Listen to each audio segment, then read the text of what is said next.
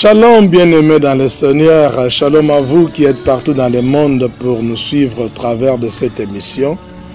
Que la paix et la grâce de notre Seigneur Jésus-Christ abondent vos cœurs. Nous sommes très contents de venir encore devant vos écrans, parler de la part du Seigneur. Et avant tout, nous voulons remercier ce Dieu-là, le maître des temps et des circonstances, celui qui nous prête son souffle de vie gratuitement. Alors nous sommes dans la continuité de notre message de la fois passée. La fois passée, nous avons parlé du chant du coq. Alors c'est la suite de ce message.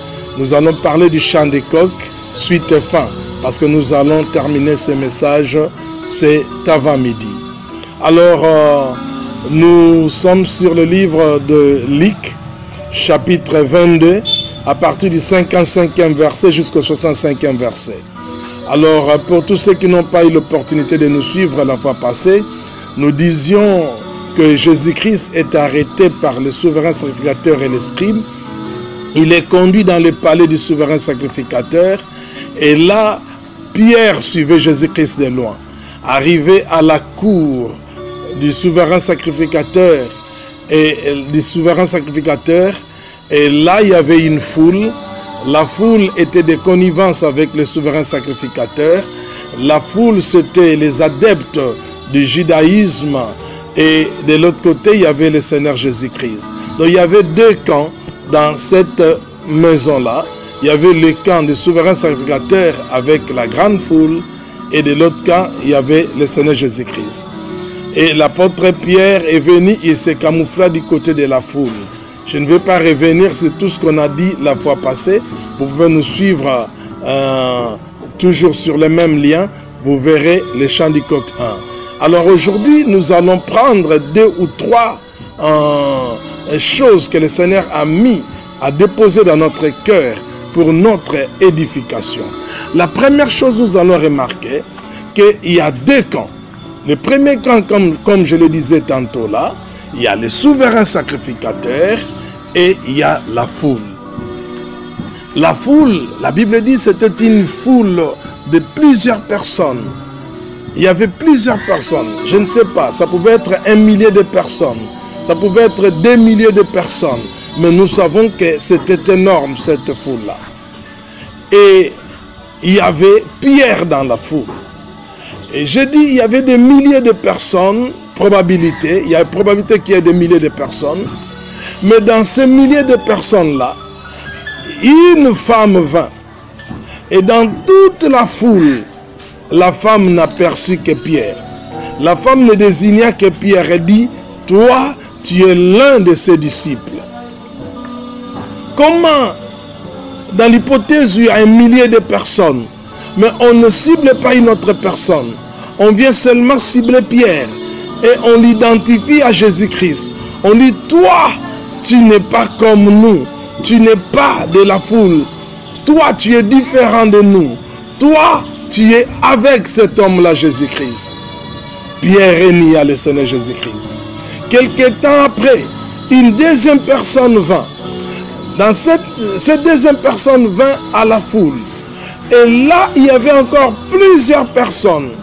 Je vous ai dit qu'il pouvait y avoir des milliers de personnes. Mais la deuxième personne qui vient quelques minutes après ne voit pas une autre personne. Mais elle aussi, elle va choisir toujours Pierre. Elle dit, toi, tu es l'un des disciples de cet homme-là. Toi, tu n'es pas comme nous. Tu es différent de la foule. Donc, toi, tu es comme cet homme-là qu'on a arrêté. Et là encore, il renia. Et la troisième personne vint. La troisième personne va dire, mais non, toi, tu es un Galiléen. Ton accent galiléen te trahit. Tu n'es pas comme nous, tu es comme cet homme-là. Mais je me pose la question. Il y a des milliers de personnes. Mais pourquoi tout le monde vient et tout le monde ne choisit que Pierre? Pourquoi? Qu'est-ce que Pierre a de si spécial? Pourquoi ce n'est pas une autre personne? Pourquoi c'est seulement lui qu'on l'identifie à Jésus-Christ? Le problème est celui-là. Quand la foule identifie Pierre en Jésus-Christ, On dit, toi tu es différent de nous. Toi tu es comme cet homme Jésus-Christ. Toi tu es disciple de Jésus-Christ. La foule identifie Pierre en Jésus-Christ. Mais Pierre lui-même refuse cette identité-là. La foule reconnaît que Pierre est un disciple. Pierre, on l'identifie en Christ. Mais lui-même refuse de s'identifier en Christ. Il refuse cette identité. Et pourtant, les gens qui étaient là, ils savaient que cet homme-là, il était différent. Son attitude, son langage, sa façon d'être était différente. Mais seulement, il renie Jésus-Christ. Bien-aimé, ici, le plus grand problème, l'Église doit conserver son identité. Le chrétien doit connaître sa vraie identité. La foule, je vous ai dit, la foule est l'image du monde, du système de ce monde, des gens de ce monde. Parce que ce sont elles qui voulaient crucifier Jésus-Christ. Ils voulaient voir Jésus-Christ mourir. Pierre n'avait pas intérêt à voir Christ mourir. Donc Pierre, dans la foule, c'est comme un chrétien qui est dans le monde, où les gens sont en train de chercher à arrêter l'évangile, de chercher à tuer le Seigneur Jésus-Christ. On l'identifie en Jésus-Christ. L'identité. L'identité, bien-aimée de Dieu. Le monde reconnaît que nous sommes différents de lui. Le monde reconnaît que les chrétiens, l'Église doit être différent du monde. Et parfois le monde s'étonne quand on voit les chrétiens, quand on voit l'Église faire les choses comme ceux du monde les font. On dit, toi tu es différent de la foule, toi tu n'es pas comme nous. Il refuse cette identité. Mais je lis la Bible dans le livre d'Hébreux chapitre 11, la Bible dit, c'est par la foi que Moïse devenu grand, refusa d'être appelé fils de la fille de Pharaon, aimant mieux être maltraité avec le peuple de Dieu plutôt que de jouir pour un temps dans les péchés. Moïse a refusé l'identité pharaonique. Et pourtant, dans les palais de Pharaon, Moïse ne manquait de rien. Moïse avait la gloire, Moïse avait la richesse, Moïse avait l'éducation, Moïse avait le succès. Mais là, dans le palais de Pharaon, quelle était son identité? Il était identifié à Pharaon, il était identifié à la foule, il était identifié comme un Égyptien, il n'était pas identifié comme peuple de Dieu. Mais la Bible dit, Moïse devenu grand, il reconnut sa vraie identité. Lorsqu'il reconnut son identité, il quitta l'Égypte, il sortit de la foule égyptienne et il alla, la Bible dit, il alla dans le désert, aimant mieux être maltraité avec le peuple de Dieu. Il s'identifie au peuple de Dieu, alors que le monde l'identifie à l'Égyptien. En Égypte, il avait la sécurité, il avait la gloire, la richesse. Il était promis à devenir futur pharaon, que sais-je encore. Il est dans les plus grands palais du monde. Il est adopté par le plus grand roi de la terre à cette époque. Il a tout ce qu'un homme peut chercher à l'époque. Mais cependant, le jour où il a reconnu sa vraie identité, qu'il n'était pas un Égyptien, il a quitté l'Égypte, il est allé dans le désert, là où il n'y a pas de palais somptueux, là où il n'y a pas de beaux habits, là où il n'y a pas la gloire, il n'y a pas de garde-corps, là où il n'y a pas d'argent, mais dans le désert, il a trouvé celui qui n'a jamais trouvé en Égypte. Dans le palais de Pharaon, il avait toute la gloire, mais il n'avait pas Dieu. En aucun moment, même pas une seconde, Dieu est apparu à Moïse alors qu'il était en Égypte. Même pas dans un songe. Dieu n'a pas apparu à Moïse. Mais le jour où il a connu sa vraie identité, il a quitté l'Égypte. Il est allé dans le désert. Oh Moïse, il a quitté la sécurité mondaine vers l'insécurité. Parce que dans les palais, il y a la sécurité, il y a l'argent, il y a la gloire, il y a le garde-corps, il y a tout. Mais dans le désert, il est exposé, il n'y a pas de sécurité, il n'y a même pas d'eau, il n'y a même pas de nourriture, il n'y a même pas l'argent, il n'y a même pas la gloire du monde. Il quitte la sécurité vers l'insécurité selon le monde. Regardez, quand tu connais ta vraie identité te dira que tu n'es plus de la race du monde, que tu n'es plus de la race adamique, que tu dois sortir des combines du monde, que tu dois sortir des conforts de ce monde. Vous savez pourquoi Pierre s'est identifié à la foule? Pour sa sécurité.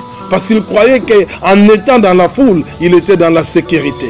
Mais en étant du côté du Seigneur Jésus-Christ, il était dans l'insécurité. Alors c'est ce que le monde nous fait croire.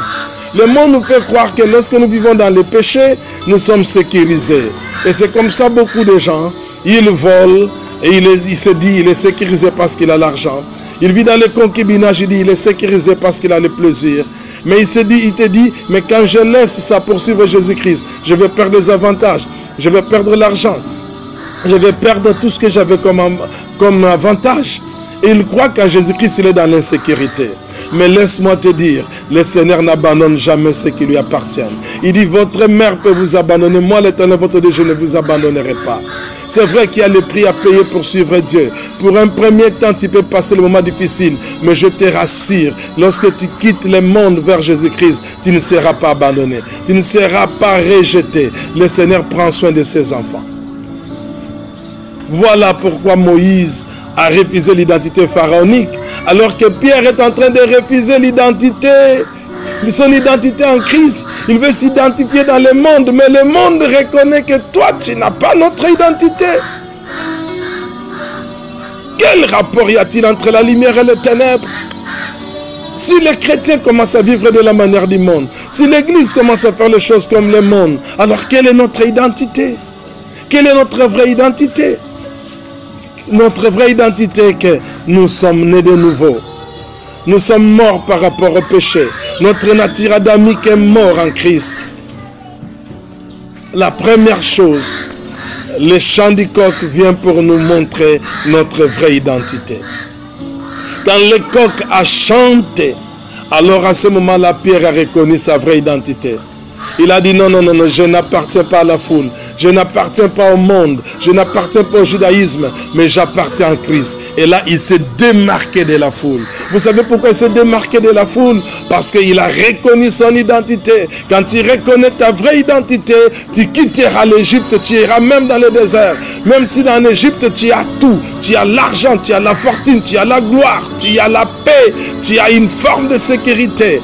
Mais quand tu reconnais ta vraie identité en Christ, tu seras prêt à abandonner toutes ces choses. Dans le désert, il n'a pas cet argent, il n'a pas cette gloire. Mais dans le désert, il a rencontré celui qui n'a jamais rencontré en Égypte. Il a rencontré Dieu. Dieu était de l'autre côté, il était dans le désert. L'Éternel attend que tu reconnaisses sa vraie identité, que tu quittes le monde. Et quand tu vas là où il y a le Seigneur, c'est alors que le Seigneur te redonne ta vraie identité. Bien-aimé du Seigneur, la première chose, le chant de coq rappelle notre identité. Que nous ne sommes pas du monde, que nous sommes chrétiens. Notre identité, nous sommes citoyens du ciel. Notre identité, nous sommes héritiers de Dieu, co-héritiers du Christ. Nous ne devons pas vivre de la manière du monde. La deuxième chose, bien-aimé, pourquoi Pierre se met du côté de la foule? La foule était avec le souverain sacrificateur. Et le souverain sacrificateur était avec les scribes et les sacrificateurs. Regardez ce que le souverain sacrificateur avait. Ils avaient un grand temple.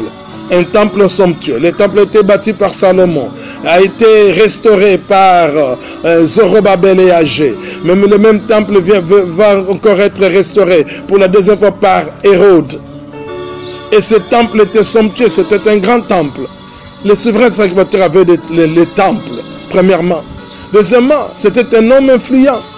Il avait des gardes, il avait l'argent, il avait le renom, il s'habillait bien, il avait la tiare, il avait la tunique, il avait les faudes, il avait les pectorales, il avait tout ce qu'il pouvait avoir qui impressionnait le monde. Mais aussi, il y avait la foule derrière lui. Le souverain sacrificateur avait la foule. Chaque sabbat, un monde fou inondait les temples. C'est là où il faisait ses rites. Mais regardez, il prétendait servir l'Éternel. Il croyait servir Dieu. Dans ce temple-là, il disait que c'est la maison de Dieu. Le service qu'il faisait, il disait qu'il travaillait pour Dieu. Et toute la foule qui allait là-bas donnait des offrandes. Cette foule-là savait qu'il servait Dieu. Mais pourtant, le Dieu qu'il prétendait servir, Il a quitté le ciel. Il a porté un corps. Il est venu sur la terre. Mais ils n'ont pas vu ce Dieu-là. Ils n'ont pas la révélation de ce Dieu-là. Or, le Seigneur Jésus-Christ a dit ceci. La loi, les prophètes, les psaumes parlaient de lui. Mais le souverain sacrificateur, il était le gardien de la loi des prophètes et des psaumes. Parce que la loi, c'est le Torah. Les prophètes, c'est les Navim. Les écrits, c'est les Ketubim en hébreu. Donc, le Torah, les Navim, les Ketubim, c'était ça que le souverain sacrificateur s'en servait pour faire l'office dans les temples. Et il pensait travailler pour Dieu. Mais la loi, les prophètes et les psaumes parlaient de lui, Jésus-Christ. Et lui, Jésus-Christ est venu, mais ces gens-là n'ont pas vu Jésus-Christ. Ah voilà. Ils ont les temples, ils ont la foule, ils font le service, mais Dieu n'est pas là. Ils ont mis Dieu à l'écart. Ils cherchent à les tuer, mais ils prétendent le servir. C'est au nom de leur religion qu'il était en train de tuer les seigneurs des seigneurs. Combien de gens pensent travailler pour Dieu? Ils bâtissent des grands temples, des temples somptueux. Écoutez, moi je ne suis pas contre ceux qui bâtissent des grands temples pour Dieu. Je ne suis pas contre. Mais je dis, les temples là n'appellent pas forcément Dieu. Les temples, c'est pour nous, c'est pour notre gloire. Parce que les temples nous permettent de prier dans de meilleures conditions, de prier contre les intempéries. Mais les temples n'appellent pas forcément la présence de Dieu. Parce que les temples étaient là, les services se faisaient, la foule était là, les offrandes se donnaient. Mais quand le Seigneur Jésus-Christ est entré dans ce temple-là, il a chicoté tout le monde. Et il a dit, il est écrit, ma maison sera une maison de prière. Mais vous en avez fait une caverne de voleurs. Regarde, et il prétendait que c'était un temple de Dieu. Mais lui-même, quand il arrive, il dit c'est une maison de voleurs. La question que nous pouvons nous poser, est-ce que nos églises ne ressemblent-ils pas à cette caverne de voleurs? La question que nous devons nous poser, est-ce que nous servons Dieu sans Dieu? Le problème, ce n'est pas servir Dieu. Le problème, ce n'est pas servir Dieu. Tout le monde prétend servir Dieu. Dieu ne cherche pas ceux qui le servent. Mais Dieu veut que nous servons Dieu avec lui. Ils veulent que ceux qui sont avec lui les servent. On peut servir Dieu sans Dieu. Ah, c'est ce que les sacrificateurs faisaient. Ils servaient Dieu sans Dieu. Mais Jésus veut que nous servions Dieu, mais avec lui-même. Pendant qu'ils sont en train de crucifier les propriétaires du temple, mais ils prétendent servir Dieu. Ils lisaient la loi. Ils lisaient Ésaïe qui disait qui a crié à ce qui nous a été annoncé, qui a reconnu le bras de l'Éternel. Mais le bras de l'Éternel était là. Ils ne voyaient pas le bras de l'Éternel. Ils ne voyaient pas Jésus. Ils voyaient leurs intérêts, ils voyaient la foule. Et là, Pierre se camoufla dans la foule. Que la foule ne nous trompe pas, homme de Dieu. Parce qu'aujourd'hui, là, nous avons une forme de gloire. Vous allez voir les hommes de Dieu qui disent, moi j'ai 100 000 membres, moi j'ai 200 000 membres. Et nous tirons notre gloire par rapport au nombre de membres que nous avons dans l'église. Mais laissez-moi nous dire cette vérité, si je puis m'exprimer ainsi. C'est avant-midi, je dis aux pasteurs que nous sommes, je dis aux fidèles que nous sommes, aux enfants de Dieu que nous sommes, Dieu n'a que foutre du nombre de membres de nos églises. Parce que Dieu ne cherche pas les membres de l'église. Il ne cherche pas les membres de l'église. Parce que les fan clubs ont des membres aussi, les associations des membres, les équipes ont des membres, les musiciens ont des membres. Mais Dieu cherche une race de vrais adorateurs. Dieu cherche des fils du royaume. Dieu cherche des disciples. Il a dit, allez faire des nations des disciples. Il n'a pas dit, allez faire des nations des membres de nos églises, mais il nous a dit de faire des disciples. On peut être disciple de Jésus-Christ, mais sans être membre d'une église. On peut être membre de l'église sans être disciple de Jésus-Christ. Voilà. Est-ce que dans nos membres, il y a combien de disciples? Il y a combien de fils de Dieu? Si nous tirons notre gloire par rapport au nombre de membres que nous avons, alors nous sommes dans l'erreur. Mais tirons notre gloire par rapport au nombre de chrétiens nés de nouveau que nous allons envoyer au ciel. Parce que si quelqu'un est né de nouveau, il y a une grande fête au ciel. Mais il n'y a pas fête au ciel lorsque nous faisons un nouveau membre. Parce que nous voyons des gens quitter d'une église à une autre, changer d'une église à une autre. Là, le nombre de membres augmente, mais le nombre de fidèles de Jésus-Christ n'augmente pas. Parce qu'on change d'une église à l'autre, on va d'une église à l'autre. Écoutez-moi, homme de Dieu. On peut bâtir des temples, on peut avoir un nombre de membres, on peut avoir toutes ces choses. Mais l'église est bâtie sur la révélation. L'église est centrée sur la révélation de Jésus-Christ. Ces gens-là, ils ont les temples, ils ont les membres, ils ont les fidèles, ils ont de l'influence, ils ont l'apparence, mais ils n'ont pas la révélation. Ils sont en train de tuer le propriétaire du temple. Ils sont en train de tuer celui dont la loi, les prophètes et les psaumes parlaient. Mais il prétend servir Dieu. Mais Pierre, ce n'est pas n'importe qui. C'est ce Pierre-là, lorsque Jésus a posé la question, il a dit, qu'est-ce que les gens pensent de moi? Qu'est-ce que la foule pense de ma personne? Écoutez la réponse. On disait, non, tu es Jérémie. Oh, tu es l'un des prophètes. Mais vous, qui dites-vous que je suis? Il posa la question aux disciples. Parce que Jésus avait besoin de la révélation. Tous les disciples se sont tués. Mais c'est Pierre-là, c'est lui qui s'est camouflé dans la foule. C'est lui qui reniait Jésus-Christ. Il a oublié ce jour-là que c'est lui qui a donné la révélation. Il a dit, tu es le Messia, le Fils de Dieu vivant. Et le Seigneur dit, Simon, fils de Jonas, ce n'est ni la chair et le sang qui te l'ont révélé, mais c'est mon Père dans le ciel. Tu es Pétros, mais sur Pétra je bâtirai mon église. Sur la révélation de ma personne, sur la réponse que tu viens de donner, sur qui je suis, l'église est bâtie. Pierre avait la révélation de qui était Jésus-Christ. Voilà pourquoi les coqs devaient chanter pour Pierre. Les coqs devaient chanter pour lui. Parce que la foule n'avait pas la révélation de Jésus. Mais lui, il était le seul dans la foule qui avait la révélation de cette personne qu'on était en train de tuer. Il savait que c'est le Messia, le Fils de Dieu. Que l'église soit bâtie sur la révélation de la personne du Seigneur Jésus-Christ. Parce que le chant du coq, c'est la révélation de qui est Jésus-Christ. Le chant du coq, c'est la révélation de Jésus-Christ. L'église est bâtie sur la révélation de qui est Jésus-Christ. La Bible dit, il est la pierre que les bâtisseurs avaient rejetée. Qui étaient les bâtisseurs qui ont rejeté? Israël, les sacrificateurs, les scribes, les pharisiens. La foule a rejeté cette pierre-là. On a mis ce jour-là Barabbas et Jésus-Christ. La foule a dit, nous voulons Barabbas. La foule a rejeté Jésus-Christ. La pierre que les bâtisseurs ont rejetée. Mais c'est la pierre qui est devenue la principale de l'angle. Cette pierre, c'est Jésus-Christ. Et Pierre avait la révélation que cette pierre-là, c'est le rocher sur lequel Jacob avait posé la tête. Et lorsqu'il a posé la tête, il a vu l'échelle qui reliait le ciel et la terre. Les âges monter et descendre. Il voulait dire que je suis le Messia. En moi, Jésus-Christ, vous verrez la connexion entre le ciel et la terre. Depuis Adam, la connexion était rompue. Mais moi, celui qui pose sa tête sur ma personne, le ciel est ouvert pour lui. Le chemin du ciel est ouvert pour lui. Il avait la révélation. Le chant du coq te révèle qui est Christ. Le chant du coq te révèle à tourner ton regard vers Christ. Le chant du coq te dira, Jésus-Christ est le socle. Il est la pierre fondamentale de l'église.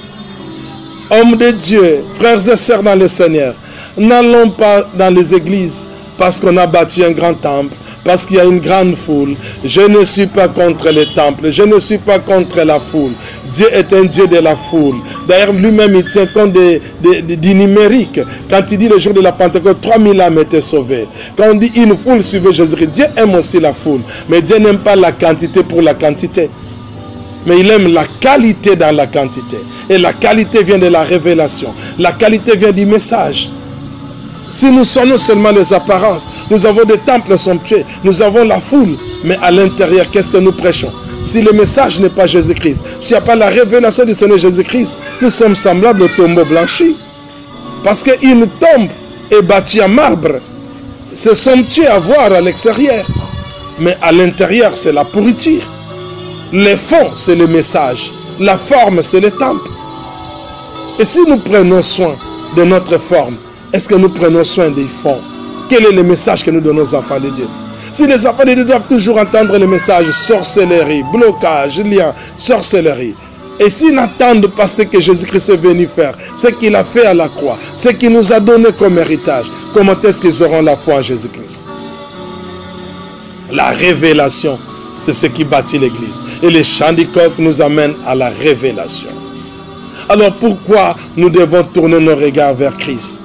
Parce que premièrement, c'est lui la source, les consommateurs et les rémunérateurs de notre foi.